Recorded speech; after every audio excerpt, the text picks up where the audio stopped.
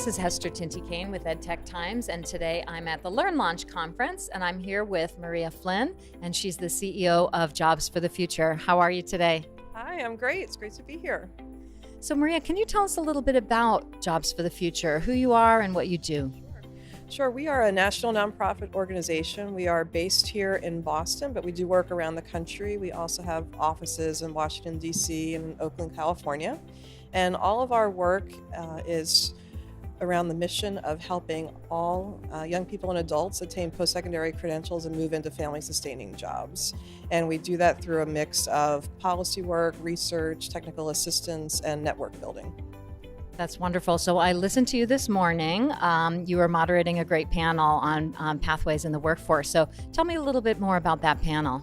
Sure. Yeah, so it was a great panel. I was excited to be here because it does seem that workforce is getting more and more focused kind of in the EdTech space, which I think is terrific. So I've spent my whole career, over 25 years, in the workforce field, and it seems like more and more attention is coming this way. I think really for three reasons. One, because of the shifts in skills that are needed because of the rising automation. So kind of the future of work issues that are rapidly becoming the present of work.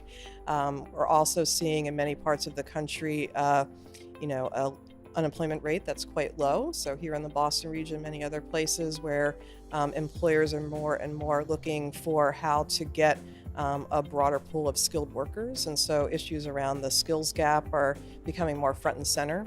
And then, third, I think we are seeing technology more and more as a scale solution when we look to see what are effective practices in workforce training and how does technology really serve as a solution for that. And so the panel this morning was great. It was a mix of perspectives kind of on those issues and what some of the opportunities and challenges are in the field.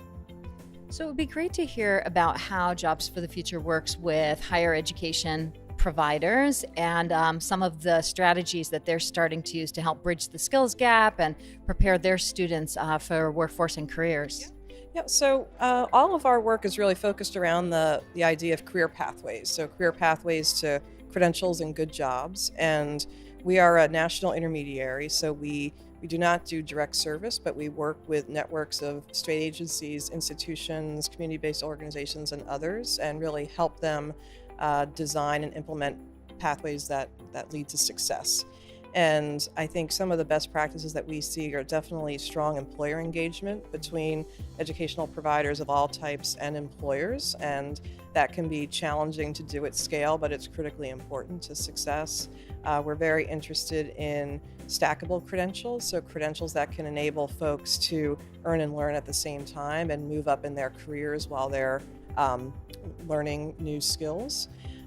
We also believe that there also needs to be comprehensive student supports really kind of throughout the process, knowing that issues around transportation, childcare, financing, and other things are really critical. So it really requires kind of many players at the table. And JFF's role is really to provide best practice, to test models to see how effective they are, scale up the models that work, and then look at what are the policy frameworks at the state and federal level that are needed to really fully scale and sustain effective practice. So do you have a specific story that you might be able to tell about this work with higher education? I can actually tell one that relates directly back to EdTech. So one thing we are doing more and more at JFF is to really see how do we take our 35 years of experience working with these traditional systems and start to really serve as a bridge between those systems and what I would call system disruptors, right, or tech-enabled solutions. And so we have been working with a Boston-based startup called Persistence Plus, which is a text-based nudging app. And with some funding from the Helmsley Charitable Trust, we awarded grants to 4 community colleges around the country.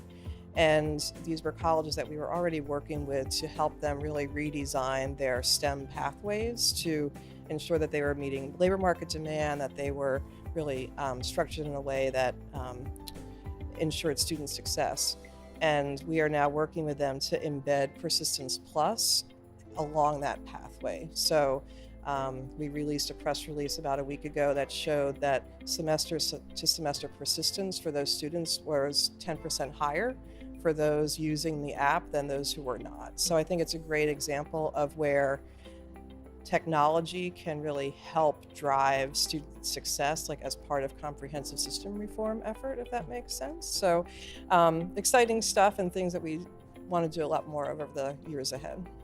That's really interesting. And you mentioned earlier employers. So we've just talked about some strategies and innovations with your higher education market. So what about the employers that you're working with? Yeah, so we are very interested in work-based learning and apprenticeship models. We launched a few months ago a new center on apprenticeship and work-based learning, and part of that is really reaching out to employers and helping them design and implement these types of strategies, because I do think they are great examples of having an employer really kind of build their own talent and at the same time enabling the workers to earn and learn at the same time. So we see some great examples both with large-scale corporations. So we work closely with CVS, the Hartford, Hilton Hotels, many others, and then also helping small and medium-sized employers implement these strategies through the use of regional intermediaries or kind of structures and organizations that can help smaller scale employers implement these kinds of models that they may not be able to do on their own. And so JFF has worked with those types of intermediaries for many years, and we think it's really effective. And Cincinnati, Louisville, Kentucky, many cities around the country are looking at that model. That's great. So finally, let's talk a little bit about some of those in-demand industries, especially when you have a low unemployment rate. I mean, how are these employers finding the people? How are they getting them prepared to take whatever level, maybe entry level, maybe higher level jobs in the industry? Yep. So I think it's a huge issue. So we are definitely seeing employers eager to kind of tap into previously untapped, labor pools, which is exciting. That's something we care deeply about. I do think we're also seeing a shift and more interest in skills-based hiring. So employers, I think, starting to kind of take a leap away from, insisting on certain degrees or, and particularly bachelor's degrees, and being more open to different ways of attaining those skills and assessing those skills. So I think there's still a long ways to go on that, but there's a good trend in that direction. I think we're also seeing good partnerships with community-based organizations. So groups like JVS here in Boston who can really help kind of prepare young people and adults for careers. So really serving as on-ramps onto career ladders for a lot of populations. And so I do think a key to employers is finding those right partnerships and kind of finding the right balance between public and private funding to make this really a very agile system.